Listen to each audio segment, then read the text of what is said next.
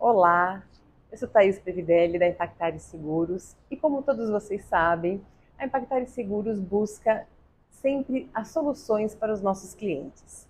E para que nós possamos entregar essas soluções, nós buscamos sempre muitos parceiros. E hoje, nós trouxemos aqui para falar sobre carta-fiança o Vitor da Alpobank, que é uma das soluções que nós entregamos para os nossos clientes. Solução essa para as empresas varejistas, supermercadistas que estão em plena expansão. Se você está pensando em expandir o seu negócio, esse conteúdo é para você. Vitor, seja muito bem-vindo ao nosso Obrigado. bate-papo. Thaís, obrigado, é um prazer estar aqui com vocês. Obrigado, é uma honra aí participar desse projeto com vocês. A gente sabe a importância hoje que a Carta Fiança tem no mercado, né? Então a gente tem visto a expansão, o trabalho lindo que a Impactare tem feito em relação a isso também. E é um prazer aí a gente conseguir contribuir, espero que a gente consiga ajudar vocês a entender todas as soluções que a gente pode trazer. Com certeza. Então vamos lá. Eu acho que a primeira pergunta é: o que é a carta-fiança e qual o papel nos projetos de expansão para a construção de novas unidades do comércio varejista, do varejo como um todo? Sim. Então, a carta-fiança ela vem da origem romana, né? Então, nos tempos romanos, a carta-fiança ela era utilizada de uma forma que duas pessoas elas tinham um contrato, né? Ou algum tipo de projeto, ou algum serviço que ia ser prestado, e uma terceira pessoa ela entrava para garantir esse projeto. Era uma pessoa com renome, uma pessoa que tinha ali uma estrutura, de repente, de bens que poderia garantir essa operação entre duas pessoas. Hoje, o projeto, né, da carta-fiança, ele é semelhante a esse projeto. Então, a gente hoje tem contratos públicos, privados, garantias judiciais. Então, tem várias modalidades que a gente vai conversar hoje que a gente consegue incorporar dentro desses grandes projetos para os supermercadistas, né? Por quê? A gente pensa desde a base até todas as possibilidades que a gente pode atingir. Então, tem projetos de infraestrutura, tem compra de insumos, tem compra de maquinários, então tem vários projetos que a gente vai conversando, e eu tenho certeza que os supermercadistas que estão querendo expandir, eles conseguem utilizar a carta-fiança como confiança para eles e para os parceiros que eles estão contratando, né? Então, pensando assim na base da carta-fiança, é exatamente isso. E qual que é a principal vantagem que hoje a empresa, o empresário tem contratando uma carta-fiança? Bom, eu enxergo que assim, ele contratando uma carta-fiança, primeiro ele vai trazer uma solidez para a operação que ele tem, né? Então, hoje um supermercadista, por exemplo, se a gente for pensar desde a base do projeto, então, hoje uma área, né, um espaço, o terreno onde vai ser construído o supermercado, ou que ele vai estar alocando esse terreno ali para alocar, para construir um supermercado, é o principal ponto, né? Então, assim, a gente pensar em construção, ele vai ter que comprar esse terreno. Então, ele pode comprar de forma à vista, onde ele vai ter um desembolso muito grande. Isso vai mexer muito no fluxo de caixa. Às vezes, ele não está preparado para aquela aquisição. Ou ele até está preparado. É isso que eu falei. Ele até está preparado, mas ele não quer imobilizar aquele valor. Ele não precisa imobilizar, né? Exato. Ele está preparado, só que imagina, se ele já está preparado, ao invés de ele fazer uma compra à vista, ele fazer uma compra programada, uma compra parcelada. Essa compra parcelada, geralmente, para o terrenista, para o dono do terreno, ele vai solicitar uma garantia de pagamento, né? Ou uma hipoteca, né, de um imóvel que ele já tenha, que o supermercadista tem, então ele vai ter que colocar o imóvel dele como garantia, ou uma caução em dinheiro, e isso vai gerar um custo muito alto. Para ele não fazer isso, ele pode contratar uma carta-fiança, onde ele vai ter um desembolso muito menor do que ele ter que hipotecar, porque hoje as custas de cartório são muito caras, e a garantia ela vai ter um custo muito mais baixo. Se for pensar em toda essa estrutura, a gente consegue pensar desde a compra do terreno, os fornecedores que ele vai contratar, a incorporadora, por exemplo, que ele vai contratar para construir o galpão para ele, por exemplo, o galpão logístico, as lojas que vão ter ali em volta. Então, pensando nessa parte das vantagens, eu vejo que assim, uma das vantagens é o não ter o desembolso, né, total ali de uma caução que ele precisaria ter, e todos os projetos que ele consegue colocar uma solidez no projeto. Ó, eu vou contratar um fornecedor, mas eu quero uma garantia que ele vai executar o serviço. Pode ser contratado. Eu vou abrir um fornecedor novo e eu preciso de um prazo com ele para pagar. Ele pode apresentar uma garantia financeira nossa e ganhar um prazo de fornecimento. Então, tudo isso a gente consegue ir ajustando. São vários projetos dentro do mesmo contrato, né? E os corretores, mais do que nunca, assim, conseguem tirar contratos ali surpreendentes, porque falam, nossa, dentro desse contrato dá para fazer isso, isso, isso, dá. Então vocês têm uma visão muito mais ampla do contrato, né, e conseguem trazer outras soluções aí que muitas vezes o supermercadista não tinha nem conhecimento, nem sabia que podia fazer. Né? E esse ponto da ajuda, né, dentro do fluxo de caixa do cliente é um ponto bem importante, porque eu acho que isso toda empresa está muito preocupada, principalmente no momento da construção. Eu acho que isso é um impacto muito grande para o varejista, enfim, para qualquer empresa, mas eu acho que eles estão contando lá ponto a ponto na parte do fluxo de caixa, e esse é um impacto muito grande. E uma pergunta que eu queria te fazer: dentro de um mesmo cliente ou de um mesmo contrato, ele pode ter mais do que uma carta-fiança? Dentro de uma mesma construção, do mesmo contrato, ele pode fazer mais do que uma carta? Pode, e inclusive isso acontece muito, né? Então, vamos pensar num contrato, por exemplo, de prestação de serviço, né? Vamos supor que eles contrataram uma incorporadora, né, uma construtora, e essa construtora, ela está ali dentro do contrato, tem uma garantia de execução do contrato, né? Só que a construtora, para poder executar esse contrato, ela pede um adiantamento de pagamento. Ó, o contrato ele custa R$1 milhão para a gente construir o galpão para vocês, só que eu quero 10, 15% adiantado para a gente poder iniciar o projeto para vocês. Quando eles pedem esse adiantamento, para quem está contratando a construtora, é um risco muito grande. Porque imagina, você está contratando, você já tem que adiantar um valor alto, sem saber se o projeto vai ser executado ou não. O supermercadista ele pode solicitar da construtora uma garantia desse adiantamento. O que seria essa garantia desse adiantamento? É garantir que o contrato vai ser executado e que aqueles 15% que ele está adiantando é realmente para ele fazer o contrato. Então, é uma garantia de adiantamento. Então, no mesmo contrato, a gente vai ter garantia de execução e de adiantamento. E ele pode até solicitar uma garantia de retenção de pagamento. O que é uma retenção? Tudo bem, eu estou te adiantando 10%, mas eu vou te reter 10% até o final do contrato. Então, 10% eu vou segurar e eu só vou te pagar lá na entrega do projeto. Se, por acaso, no meio do projeto, a construtora precisar desses 10% para fazer algum tipo de finalização de projeto, ela pode apresentar uma garantia de retenção e reaver esse valor antes do final do projeto. Então, percebeu que nesse mesmo contrato a gente consegue três. Exato. Aí você fala, pô, Vitor, mas dentro da garantia de execução, se tiver algum problema trabalhista, ele consegue garantir? Consegue. Então, além da garantia de execução, tem garantias adicionais que a gente pode colocar. E aí, a trabalhista, elas estão dentro dela, ela não mais uma, ela está dentro dessa pólice mesmo. Exatamente, né? Então ela vai incorporar a garantia de execução de contrato. Por que a trabalhista, a previdenciária e até a parte de multas é importante colocar no contrato? Pensando no fluxo de caixa da empresa, se tiver qualquer tipo de problema trabalhista, eles vão ter um desembolso muito grande, ou às vezes até um bloqueio judicial. Imagina, eles estão num grande projeto e tem um bloqueio lá de 15, 20 milhões em conta. Isso vai atrapalhar muito a empresa. Então, para não ter esse tipo de bloqueio, já tem a cobertura trabalhista incorporada. Tá ótimo, perfeito. Vitor, uma outra questão é a diferença entre a carta-fiança e o seguro-garantia. Porque hoje a gente usa muito também seguro-garantia para alguns clientes nossos, né? Sim. Então, qual que é a diferença entre elas? Bom, o principal ponto é o crivo de análise, né? Porque hoje o seguro-garantia, as seguradoras, eles não são somente, no caso, eles não amparam as operações apenas com o capital da seguradora. Eles utilizam um resseguro, né? Então, eles utilizam uma outra empresa com capital maior que vai amparar e vai cobrir parte do risco. Isso, né, esse tipo de crivo de análise, ele traz uma régua muito alta, né? Então, por exemplo, as empresas têm que ter um patrimônio muito grande no balanço delas, tem que apresentar uma garantia real muito grande às vezes, né?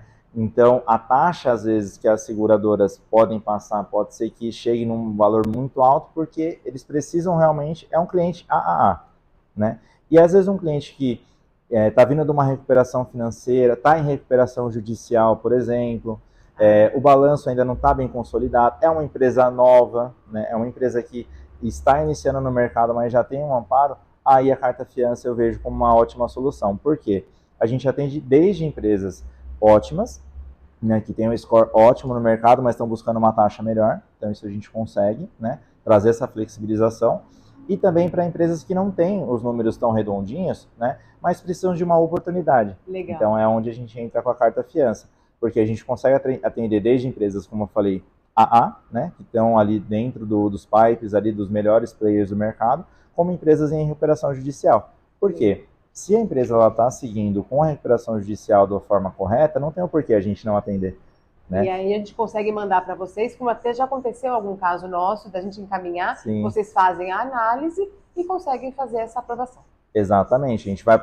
É um crivo de análise um pouco diferente. É mais criterioso, Exato. Claro. Porque a gente vai ter que entender, além dos números da empresa, entender como está a recuperação judicial da empresa. Né? Se ela está seguindo todo o projeto, se for uma garantia de execução, que é um risco um pouco menor, esse crivo de análise ele é muito balizado também pela modalidade de garantia. Né? Então tem modalidades que são mais arriscadas, tem modalidades que são menos, que o risco é um pouco menor, então o nosso crivo ele vai se ajustando. Né? Por que eu falo muito do crivo de análise? Porque o tempo de resposta da UPOL hoje, a gente tem uma meta de atendimento de atender todas as demandas em até 6 horas.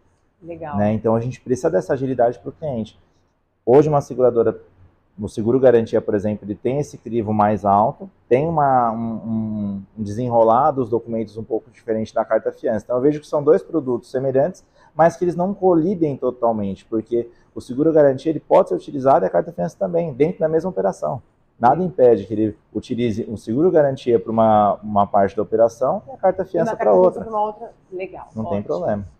E uma outra questão que nós queríamos saber, e agora eu esqueci. Seria sobre a taxa, né? A gente comentou, né? As taxas, como que elas variam? Porque também é outra crença que tanto nós corretores, não é só crença, a gente viveu durante muitos anos isso. A taxa da carta fiança era muito alta. Sim. E hoje a gente está vivendo um outro momento de que ela conseguiu dar uma flexibilizada. Exato, porque antigamente, Thaís, era feita a carta fiança somente por bancos múltiplos ou bancos tradicionais. O banco, a carta fiança bancária, ela vai estar exigindo, além de um aporte financeiro, então vamos supor que a garantia que ele precisa é de R$1 milhão. Ele vai ter que deixar aportado no banco esse valor. Então já é um desembolso grande. Além desse desembolso, ele vai ter uma taxa cobrada, que às vezes variava de 10%, 15%, 20% em cima do valor da operação, porque o banco ele era detentor da garantia, então ele tinha que ter esse respaldo. A carta fiança fidejussória, ou a carta fiança que a UPOL hoje emite, a gente tem essa flexibilização, além de não ter esse aporte que ele precisa fazer, a taxa é compatível com o seguro garantia. Agora, quais são os principais cuidados que a empresa tem que tomar na hora de contratar uma carta fiança? Olha, Thaís, eu vejo que o principal cuidado é a empresa que está sendo contratada. Primeiro, na verdade, são os corretores, né? Eu vejo que hoje o mercado de corretagem ele está muito pulverizado. Então, infelizmente, muitas empresas elas prezam preço, né? Só vem o valor ali, o preço final, não vem o valor da operação. Então, o primeiro ponto eu vejo que são os corretores de seguro, né? Contratar e ter uma empresa igual a Impactare que tem uma estrutura realmente para atender, desde a contratação, um eventual sinistro, uma outra cobertura que tem que ser adicionada. Então, vocês têm expertise para fazer isso. E tem corretores que não têm essa expertise, ou às vezes não são nem corretores, são assessorias, né? Que às vezes não tem essa estrutura que vocês têm. Então, primeiro seria a corretagem, depois a gente pensar na empresa que está sendo contratada para garantir. Então, hoje, por exemplo, a Alpobank, nós temos uma equipe jurídica, a gente tem toda uma estrutura que consegue amparar num sinistro.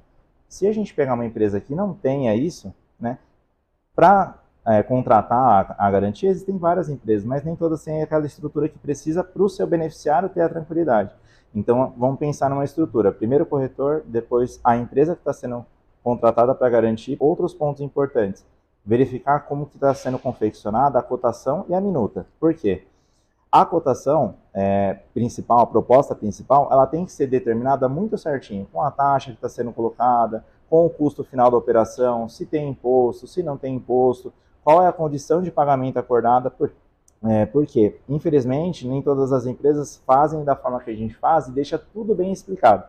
E aí chega lá no final, quantas vezes já deve ter pego, né, Thaís? Chega lá no final e fala, não, Thaís, mas agora tem aquela taxinha de 10%, tem um custo a mais, tem que apresentar uma garantia real, então vira uma salada, né? Então, assim, nós gostamos de já trazer desde o início. Então, recebemos toda a documentação. Ó, Thaís, falta X, Y, Z. A gente está mandando uma cotação prévia, a gente está mandando uma minuta, mas sem isso eu não posso seguir. Exato. para não ter surpresas no futuro, né? E é muito importante. Na minuta é importante confirmar todas as informações do contrato. Por quê? A minuta é espelho da garantia, né? Um pré-contrato, uma pré-garantia que a gente faz. Se na minuta não tiver alguma obrigação do contrato, depois que for emitido, ainda vai ter que fazer algum ajuste, então é importante confirmar todas as informações. Por quê? Já tive alguns casos que a gente estava com uma diferença muito grande de preço. Eu falei, nossa, mas está muito estranho. E aí quando eu recebia, eu falei com o corretor, eu falei, manda para mim então, porque era um corretor jovem, ele estava iniciando no projeto. Eu falei, então manda para mim para eu analisar a minuta certinho. E aí eu fui ver que realmente estava muito discrepante, por quê? No contrato acontece às vezes, né? Por exemplo, uma garantia de execução, ele pede a vigência de 1 ano, só que lá na cláusula de garantia ele pede um adicional de 2 anos. Um adicional de 60 dias, de 90 dias e outras coberturas, que é aquela que a gente comentou, trabalhista, previdenciário. Na outra minuta não tinha. Aí eu falei, olha, então... Tava sequinho, né? Só o objeto do contrato e simples, né? Aí eu falei, olha, por isso que tá dando essa diferença. Então, verifica certinho, né? Se precisar fazer algum ajuste, igual a gente faz com vocês, né? Ó, a gente passa uma taxa de mercado, negocia com clientes, vocês são ótimos nisso, né? Então, vamos negociar, vamos ver o que a gente consegue chegar. Então, pensando assim, são 3 principais pontos. O corretor que a gente está negociando, que o cliente está negociando, a empresa que ele está contratando e tudo que ele precisa saber antes de fechar o negócio. Porque depois que fechou o negócio e apresentou a garantia, é mais difícil de alterar, porque o beneficiário não vai ter a mesma tranquilidade da operação. Sim. E mesmo a acessibilidade, né? Às vezes você perde o contato com as pessoas durante a obra, depois que tudo começou, aí você não tem mais. Exatamente. Outra coisa, Vitor, a documentação para que a gente consiga fazer a emissão. É a documentação de praxe, balanços, o CNPJ da empresa, sim, balanços, 3 últimos balanços, então essa documentação é a padrão que a gente... Exato. A gente tem alguns casos pontuais, né, que a gente já tem cadastro do cliente, então a Alpol, a gente tem um dos pilares nossos é a agilidade e a flexibilização, né, então assim, a gente não pede, né, até o exame do pezinho, a gente pede realmente porque é necessário, né, então muitas das vezes o corretor fala, Vitor, mas eu não tenho os balanços da empresa, eu só tenho o contrato de prestação de serviço. Thaís, manda para mim, né? Vamos agilizar, por quê? Às vezes é o que o cliente tem naquele momento, né? Isso é um dificultômetro muito grande. Exato. Que às vezes, precisa de muita documentação, eu não tenho. Isso foi uma coisa que hoje firmou muito a nossa parceria. Vamos fazer com que a gente tenha, a gente apresenta a taxa. Se precisar melhorar, aí a gente vai pedindo a documentação. Exato. Isso eu acho que é uma coisa que firmou muito a nossa parceria, né? Exato. Se a gente for pensar, muitos varejistas, por exemplo, estão envolvidos em outros projetos, até às vezes projetos fora do país. Vitor, eu vou ter que parar agora, pedir para o nosso contador um balanço atualizado. Não, manda o que você tem, né? Legal. E aí a gente vai trazendo essa agilidade aí do mercado. Excelente. Bom, Vitor, eu acho que por hora a gente vai ficando por aqui, né? Mas eu acredito que isso ajuda muito a esclarecer para os nossos clientes, para quem está assistindo, e com isso a gente começa a fazer cada vez mais negócios, porque o mercado está aí e a gente consegue ajudá-los cada vez mais. Com certeza. Thaís, obrigado pela oportunidade mais uma vez. Fico à disposição aí para responder qualquer dúvida que eles tenham também, pode contactar a gente. E vamos iniciar esse projeto com os varejistas aí, eu tenho certeza que é um mercado muito bom, né, muito amplo, e a gente consegue trazer outras soluções aí que o mercado pode trazer para eles também. Obrigado pela oportunidade e vamos para frente. Muito obrigada a você, Vitor, pela sua parceria e por estar aqui conosco mais uma vez. Obrigado, Thaís. Muito obrigada a todos e fique com a gente para descobrir cada vez mais como essa e muitas outras garantias podem ajudar você a impulsionar o seu negócio.